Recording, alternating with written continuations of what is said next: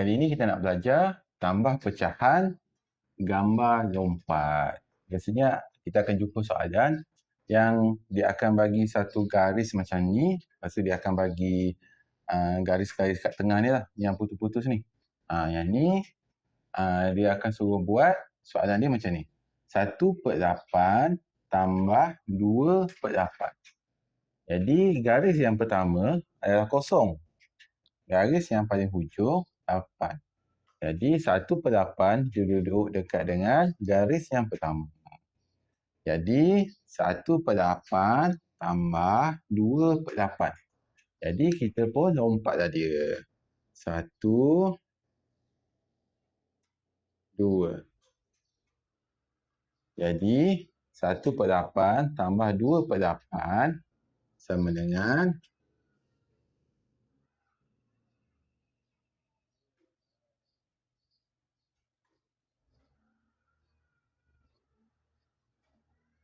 3/8. 3/8.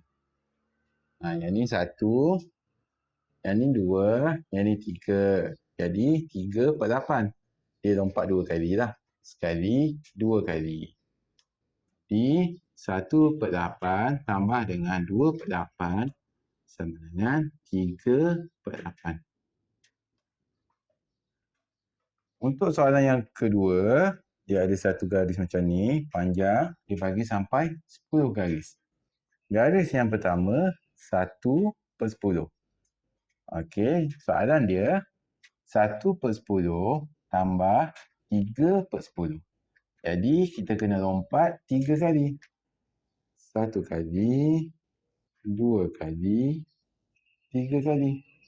Jadi bila dah lompat kat sini, yang ni garis yang pertama, kedua, ketiga, keempat. Ini garis yang keempat. 4/10. Jadi 1/10 tambah 3/10 sama dengan 4/10.